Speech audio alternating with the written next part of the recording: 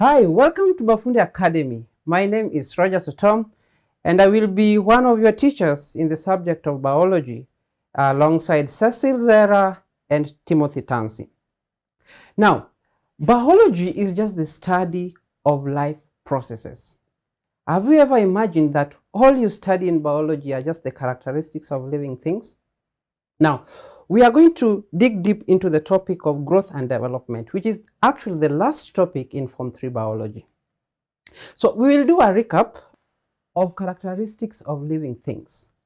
Now, I know when you are learning about characteristics of living things in Form 1, probably you just thought there were easy things that you do and forget. But as I've mentioned, that the study of biology as a subject actually revolves around the study of characteristics of living things as it is. So the objectives of this class are, at the end of this class, I expect that you'll be able to recall and list the 7 characteristics of living things.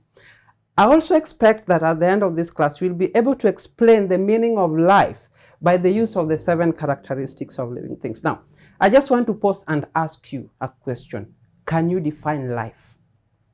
This is a question that even the most learned professors cannot answer. Just tell them, define life.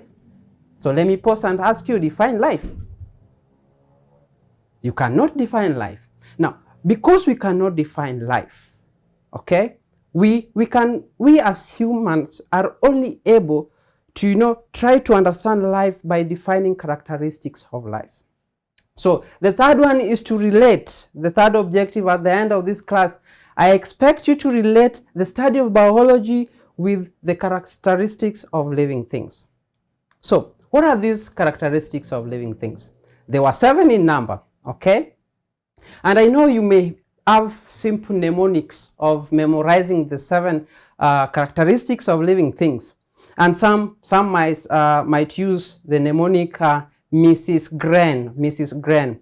And that will stand for M for movement, okay? You have to move as a living organism. Even plants, they move, okay? Some move in search of light or in response to light. And then we have respiration, and then we have sensing. Now, the real word for sensing is irritability, okay, which means responding to stimulus in the environment. And the environment here can be an external environment or it can be an internal environment. For example, when you're walking at dark, let's say along the path on your way home, probably you're from market, and then you hear something, along the bushes. What happens? You either run, okay? So we have the flight, we have the fight, or the funny one is feces. There are people who can just poop when they encounter fear. Now, fear here is a stimulus. And what about, that's an external stimulus. What about when you are thirsty? Okay, it's the stimulus that comes from within, actually, that makes you feel that you are thirsty. And then we have reproduction. Without reproduction, you and me will not be here. You will not be sitting, on your device to listen to this lecture because your parents would have not given birth to you. And then we have excretion, okay? And lastly, we have nutrition. Now, those are 6. Now, you are asking yourself, where is the 7th one? Okay, you may not have known when you are studying these characteristics at Form 1 level that you will study them. Now, we have the last one as growth and development.